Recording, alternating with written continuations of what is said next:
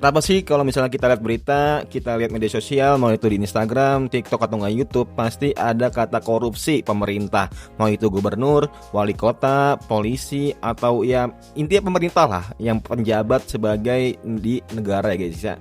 Dan tentunya hal ini tuh nggak terlepas dari ketika mereka itu pernah belajar dan juga cerminan ketika mereka dari kampus. Nah, kira-kira kenapa sih kayak korupsi itu bisa menjadi hal wajar, dan apa sih permasalahannya kalau misalnya kita throwback ketika mungkin di organisasi kampus, apa sih yang bikin organisasi kampus itu kebanyakan mereka itu melakukan korupsi walaupun itu kecil lah cuy. Tentunya yang pertama karena budaya yang kecil itu dianggap wajar. Hal kecil ketika kalian organisasi pastinya semisal guys ya, memanipulasi laporan dana kegiatan yang seharusnya di bond kalian dan yang transaksi kalian itu cuma 50.000, cuman ya kalian beriming-iming kalau misalnya ini buat simpenan atau nggak buat tabungan atau nggak buat kas ke organisasi, kalian malah melaporkan dengan 100.000.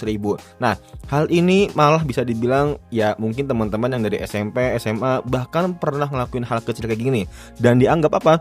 Dianggap wajar. Ya elah santai sih, ini kan masih kecil. Nah, hal inilah yang dimana membuat bibit-bibit atau ya otomatis penerus lah dari korupsi itu sendiri.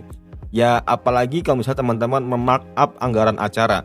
Kayak misalnya harga 1 kilo paku itu semisal ya guys ya, semisal itu 20.000. Tapi teman-teman dimasukin di proposal atau ngajak anggaran itu 40.000 dengan alasan ya nggak apa, dilebih-lebihin aja lebih baik. Karena apa? Karena kita nggak tahu dapat berapa. Nah, hal inilah yang bisa dibilang ya teman-teman pasti akan terbiasa nanti sampai gede juga. Dan yang paling sering apa? Mau itu di dunia perkantoran, di dunia kerjaan, di dunia sekolah, pendidikan segala macamnya, titip absen. Nah, titip absen ini bisa dibilang ya oke lah, mungkin ini bisa dibilang nggak korupsi tentang biaya, tapi apa? Korupsi tentang waktu karena kejujuran. Pastinya kalau misalnya kita udah sering titip absen, sering memarkup anggaran, sering memanipulasi laporan, ya bisa dibilang itu udah salah satu ciri-ciri dari calon-calon korupsi yang dimana mereka itu menganggap hal wajar kayak gini ya cuy.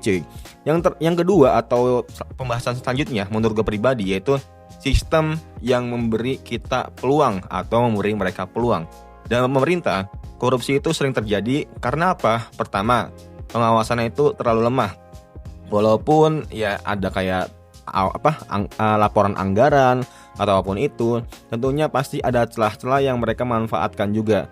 Transparansi yang rendah, hukuman yang nggak tegas, dan budaya senioritas. Nah ini budaya senioritas yang dimana mereka itu mendoktrin junior-juniornya untuk ya bisa dibilang kayak tadi memarkup semua laporan, memanipulasi semua laporan segala macamnya.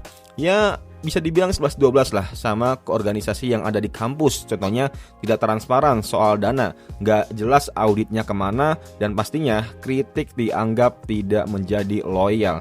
Tentunya sistem yang buruk melahirkan perilaku yang buruk. Bukan hanya individu aja, tapi setiap kelompok dan setiap organisasi itu sendiri. Yang ketiga tentunya atau yang terakhir, normalisasi kekuasaan. Nah inilah banyak orang yang dimana mereka itu mengejar kekuasaan, mengejar jabatan.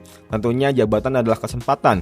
Ketika dia itu masuk ke politik, tentunya kan butuh biaya, dan disitulah mereka ngejar supaya balik modal dan untung 2-3 kali lipat. Semua orang juga pastinya melakukan hal yang sama karena mereka berpikir seperti itu. Karena apa? Karena ketika dia turun di pemerintah atau nggak turun menjadi pejabat, mereka melihat kalau misalnya wah ternyata Pak ini pernah loh ngelakuin hal ini, itu jadi hal wajar ah. Nah tentunya hal ini tuh kayak sering kejadian di kampus. Kalau misalnya ya lu bisa lihat lah, kalau misalnya ada panitia atau nggak mungkin ada anggaran sisa, pastinya bilang ya anggaran itu mah dibagi-bagi aja. Nah panitia udah capek-capek juga masa nggak dapat apa-apa, kasian lah. Nah inilah cerminan cara berpikir tentang kekuasaan sebagai hak istimewa, bukan suatu amanah yang harus dijalanin. Mungkin itu ya guys ya, dari teman-teman mungkin ada perspektif beda-beda atau pendapat beda-beda. Coba tulis aja di kolom komentar. Semoga bermanfaat, and see you next time, bye.